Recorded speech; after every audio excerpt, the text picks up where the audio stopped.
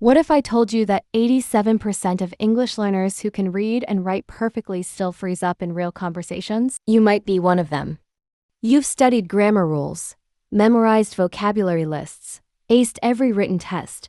Yet when a native speaker asks you something as simple as, "What's the purpose of your visit?" At an airport, your mind goes completely blank. Here's the shocking truth. Traditional English learning has been preparing you for exams, not for life. But today, that changes forever. Imagine confidently walking into any English-speaking situation, knowing exactly what to say and how to say it. Picture yourself effortlessly understanding every word, every idiom, every cultural nuance that native speakers throw at you. This isn't just a dream. It's entirely achievable. And I'm about to show you exactly how through real stories, practical techniques, and conversations that will transform your English forever. My name is Sarah, and over the past decade, I've helped thousands of learners bridge that terrifying gap between classroom English and real-world confidence.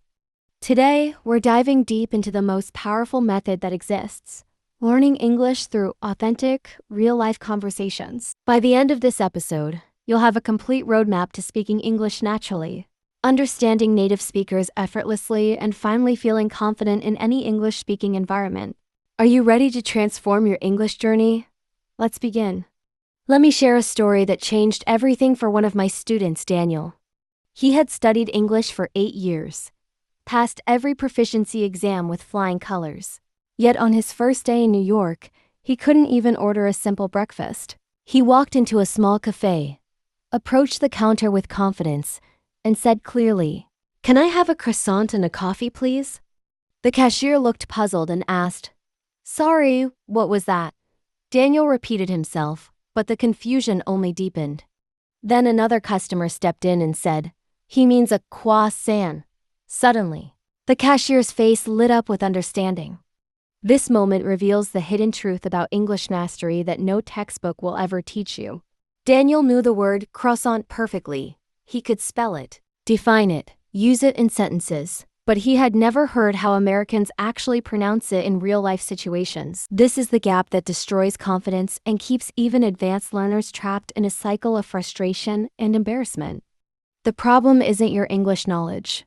It's that you've been learning English in a vacuum, isolated from the messy, beautiful reality of how people actually communicate. Native speakers use contractions, speak quickly, employ slang, interrupt each other, and pronounce words differently than any dictionary suggests.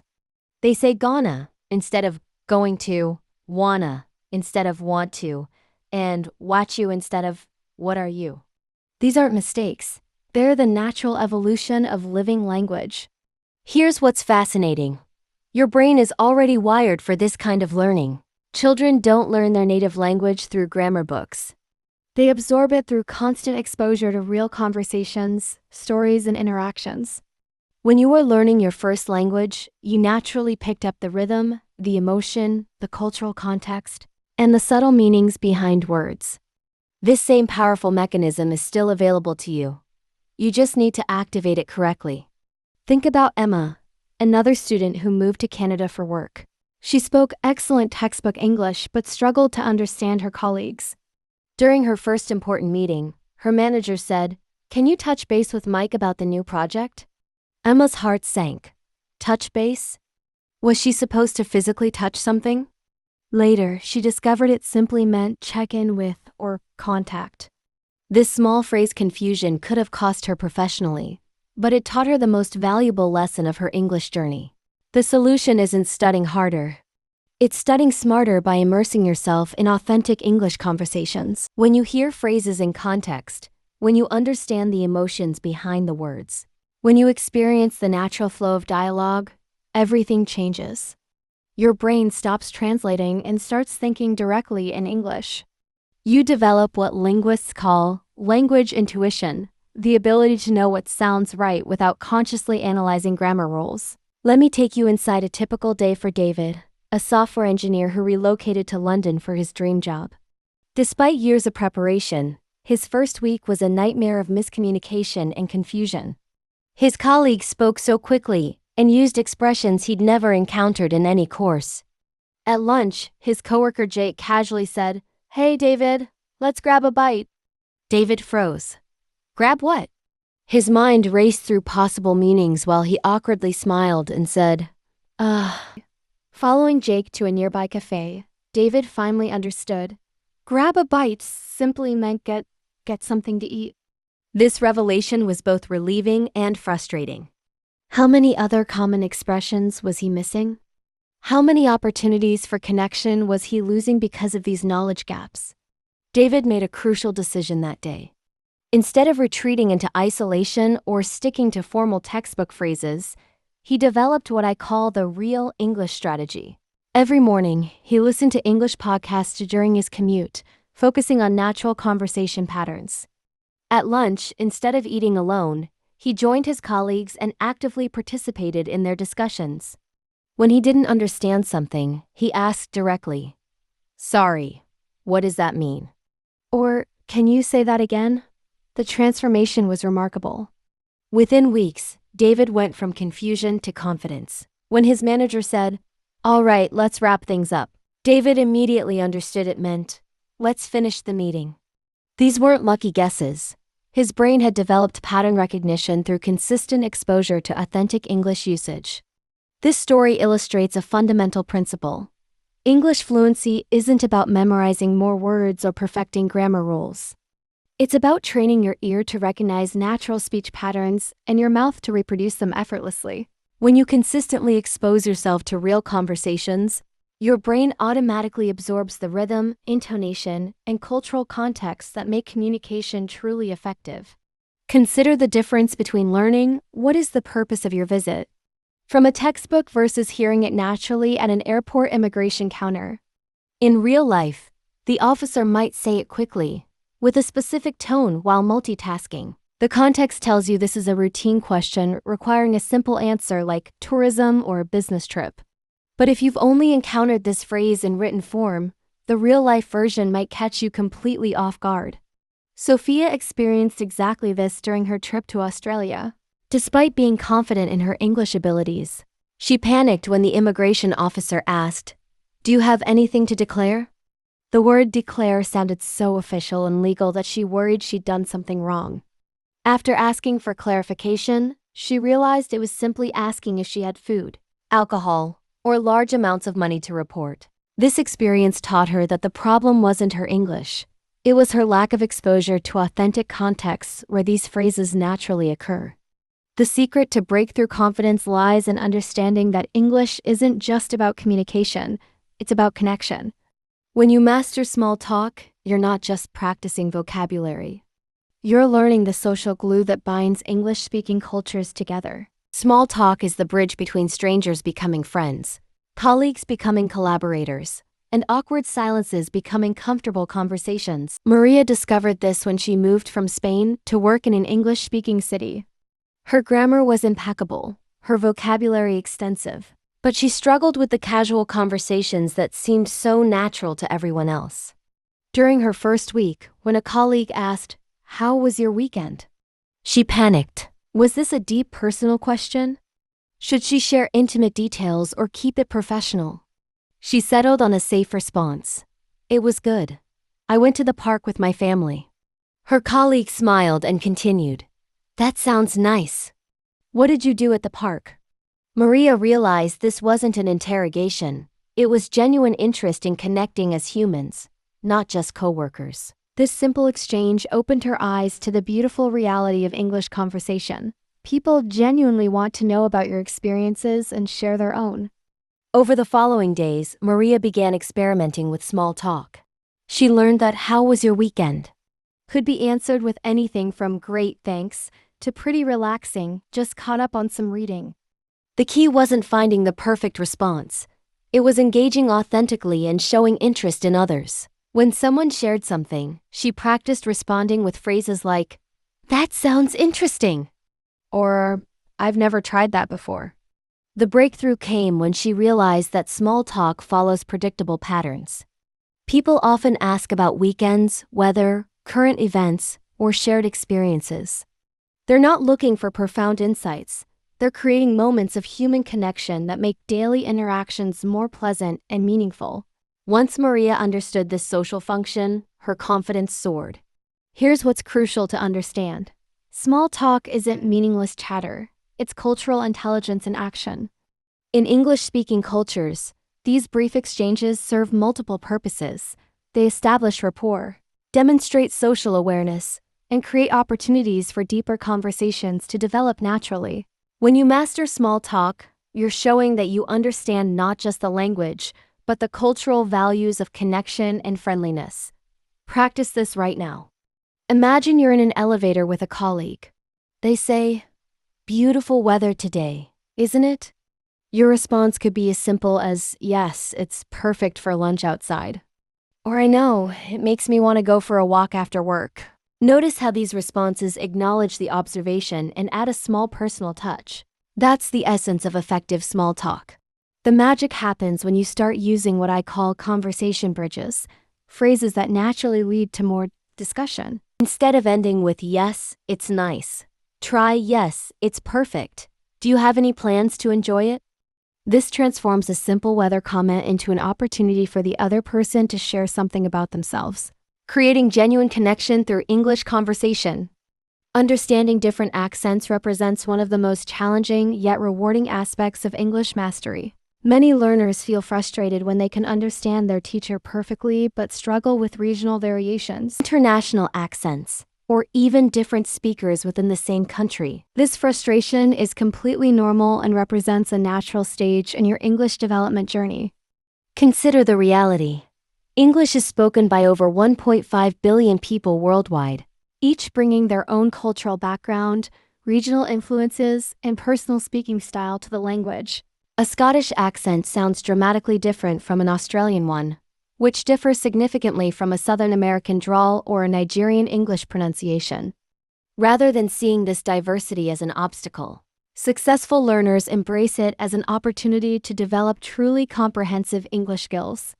The key to accent comprehension lies in focused, progressive exposure. Start with accents similar to what you're already comfortable with, then gradually branch out to more challenging variations. If you've learned primarily American English, begin by listening to Canadian speakers, then move to British accents, followed by Australian, and eventually explore Indian, South African, or Irish variations. Each accent family shares certain patterns and characteristics that become recognizable with practice. Here's a practical technique that transformed accent comprehension for many of my students: the shadow and adapt method. Choose a speaker whose accent challenges you. Listen to them for short periods, 3 to 5 minutes initially, and try to repeat their sentences immediately after hearing them. Don't worry about perfect imitation. Focus on catching the rhythm, the stress patterns, and the way they modify certain sounds. Your brain will gradually adjust to these variations. Remember that accent comprehension isn't about becoming fluent in every variation. It's about developing flexibility in your listening skills. Native speakers also sometimes struggle with unfamiliar accents. They simply have better strategies for filling in gaps and asking for clarification when needed. Phrases like, "I'm sorry, could you repeat that?" or "I didn't catch that last part" are perfectly acceptable and show that you're actively engaged and understanding. The most important mindset shift is recognizing that accent diversity enriches, rather than complicates, English communication. Each accent carries cultural history, regional pride, and unique expressions that add depth to the language. When you can appreciate a Glasgow accent, understand a Mumbai inflection, or follow a Texas drawl, you're not just improving your English, you're connecting with the global community of English speakers in all their wonderful variety. Professional English presents unique challenges that go far beyond casual conversation skills. In workplace environments, precision, clarity, and appropriate formality levels can significantly impact your career success and professional relationships. The stakes feel higher because miscommunication can affect projects, deadlines, and team dynamics. Yet this pressure often makes non-native speakers more self-conscious and hesitant to participate fully. Let me share Marcus's experience as a marketing manager in a multinational company. During his first quarterly presentation, he prepared extensively, memorizing technical vocabulary and rehearsing his slides perfectly. However, When colleagues started asking impromptu questions using business idioms he'd never heard, his confidence crumbled. Someone asked if they could circle back on the budget projections. Another wondered if they should touch base with the client before moving forward. And his supervisor suggested they drill down into the metrics. Marcus knew these weren't literal phrases.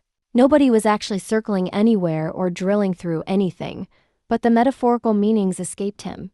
This experience taught him that professional English requires understanding not just formal vocabulary, but the creative ways business language evolved to express complex concepts efficiently. Circle back means return to discuss later. Touch base means make contact.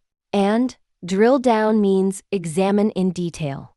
The breakthrough came when Marcus realized that business English, like all living language, relies heavily on metaphors and imagery. Military metaphors appear constantly: target audience, campaign strategy, tactical approach. Sports analogies dominate: team player, level playing field, home run idea.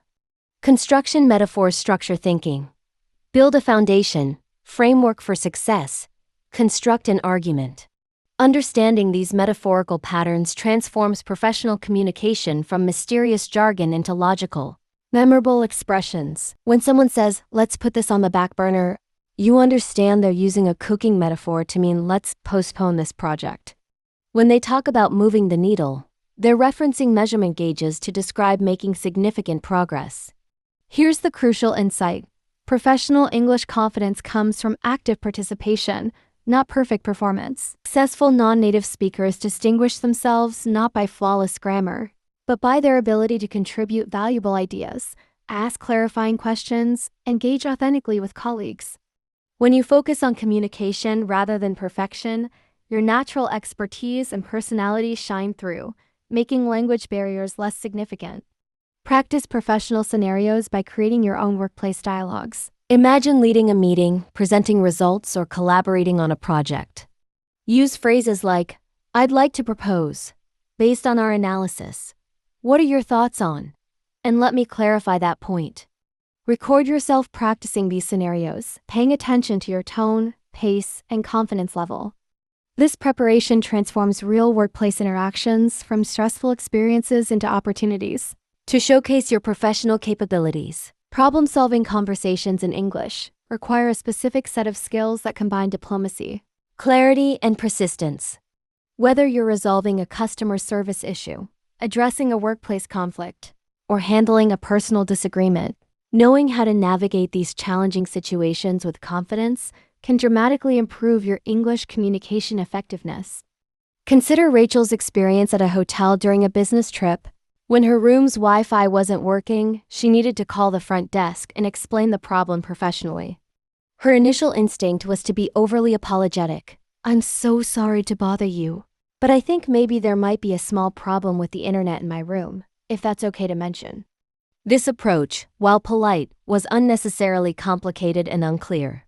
Instead, she learned to use the clear problem, clear request formula. "Hello, this is Rachel in room 324. The Wi-Fi in my room isn't working. Could you please help me resolve this?" This approach is polite but direct, specific about the problem, and clear about what assistance is needed. The hotel receptionist responded positively. "I'm sorry to hear that. Let me check our system and see what I can do for you." Notice the pattern in effective problem-solving communication. State the issue factually, take responsibility for your part when appropriate, and make specific requests for resolution. Avoid emotional language, blame, or complicated explanations that might confuse the situation. Phrases like, "I'm experiencing difficulty with," "Could you help me understand?" and "What would be the best way to resolve this?" demonstrate professionalism and cooperation. The key psychological principle here is that most people genuinely want to help solve problems when they're presented clearly and respectfully. By approaching issues as collaborative problem-solving rather than adversarial complaints, you're more likely to receive helpful responses and maintain positive relationships even during difficult conversations. Cultural awareness plays a crucial role in problem-solving communication. In some cultures, direct communication might seem rude, while in others, Indirect approaches appear evasive or unclear. English-speaking business cultures generally appreciate straightforward, solution-focused communication. Saying, "There seems to be a misunderstanding about the deadline," is more effective than, "Maybe I'm wrong, but I think there might possibly be some kind of confusion." Practice problem-solving scenarios before you need them. Role-play situations like returning defective merchandise, clarifying miscommunicated instructions, or addressing scheduling conflicts. Develop your vocabulary for these situations with phrases like, "I'd like to report," "There appears to be," "Could we clarify," and "What would be the next step?" This preparation builds confidence and ensures you can handle real problems effectively when they arise. Travel conversations present unique opportunities to practice English in authentic, high-stakes situations where clear communication is essential for practical success. Unlike classroom exercises, travel interactions have real consequences. Getting lost, missing transportation, or misunderstanding cultural expectations can significantly impact your experience. Airport interactions exemplify the importance of understanding context-specific English. When immigration officers ask questions, they're following standard procedures, but their phrasing might vary significantly from textbook examples. Instead of, "What is the purpose of your visit?" you might hear, "Business or pleasure," or "What brings you here?" The same question, but the casual phrasing could throw off unprepared travelers. James learned this during his first international trip when a customs officer asked, "Anything to declare?" His textbook knowledge told him this related to declaring items, but the officer's rapid delivery and casual tone made him second-guess himself. Was this a different question? Should he declare his intentions, his nationality, his profession? The confusion created an awkward pause that drew unwanted attention. The solution involves understanding the contextual clues surrounding travel conversations. At customs, questions focus on items you're carrying. At immigration, they concern your visit purpose and duration. At airline counters, they deal with luggage, seating, and travel documents. When you understand the context, even unfamiliar phrasing becomes interpretable. Restaurant interactions while traveling offer excellent opportunities to practice conversational English in relaxed settings. However, menu vocabulary, ordering customs, and payment procedures vary significantly between cultures. In some countries, servers expect detailed questions about ingredients and preparation methods. In others, lengthy discussions about food choices might seem unusual. Maria discovered this during her London vacation when she spent 5 minutes asking her server about every ingredient in a pasta dish. The server remained polite but clearly found the extensive questioning unnecessary. Later, she learned that in British dining culture, menu descriptions are generally comprehensive, and most dietary concerns can be addressed with simple questions like, "Is this vegetarian?" or "Does this contain nuts?" The key insight is that travel English requires adaptability and cultural awareness alongside language skills. Successful travel communication involves observing local customs, adjusting your communication style accordingly, and being comfortable with brief, functional exchanges when appropriate. You don't need to demonstrate your entire English vocabulary during every interaction. Sometimes simple, direct communication is most effective and culturally appropriate. The transformation from hesitant English learner to confident communicator happens through consistent exposure to authentic conversations, combined with deliberate practice techniques. This isn't about perfection. It's about developing the flexibility, confidence, and cultural awareness that enable successful communication in any English-speaking environment. Consider the journey we've explored together. From Daniel's croissant confusion to David's workplace breakthrough. From Maria's small talk discovery to the complexity of accent variations and professional communication. Each story illustrates the same fundamental truth. English fluency develops through real-world engagement, not isolated study. Your English journey is unique, but the principles remain consistent. Embrace mistakes as learning opportunities rather than failures. Seek out authentic conversations rather than perfect grammar exercises. Focus on communication effectiveness rather than linguistic perfection. Build cultural awareness alongside vocabulary knowledge. Practice regularly in varied contexts rather than sporadically in controlled environments. The most successful English learners I've worked with share certain characteristics: curiosity about different accents and expressions, willingness to engage in conversations despite imperfection, persistence in seeking clarification when confused, and genuine interest in connecting with people through English. These attitudes matter more than natural talent or extensive vocabulary knowledge. Technology offers unprecedented opportunities for authentic English exposure. Podcasts, videos, online conversations, and language exchange platforms provide access to real English from around the world. However, technology is most effective when combined with face-to-face interactions, whether through travel, work, social activities, or structured conversation groups. Remember that every English conversation, from ordering coffee to presenting at work, is simultaneously a learning opportunity and a chance to connect with another human being. When you approach English with this dual perspective, the pressure to be perfect decreases while your motivation to communicate authentically increases. Your English confidence will grow through consistent practice, authentic exposure, and gradual expansion of your comfort zone. Some days will feel more successful than others. This is completely normal and part of the natural learning process. What matters is maintaining forward momentum and celebrating the progress you've already achieved. The journey from classroom English to real-world confidence requires courage, patience, and consistent effort. But the rewards, professional opportunities, meaningful relationships, cultural understanding, and personal growth make every challenging conversation worth the effort. Your English journey is not just about language learning. It's about becoming a more connected, confident, and culturally aware global citizen. Start tomorrow with one authentic English conversation, whether with a neighbor, colleague, or online language partner. Listen actively, speak authentically, ask questions when confused, and celebrate the connection you create through English communication. This is how fluency develops, one real conversation at a time.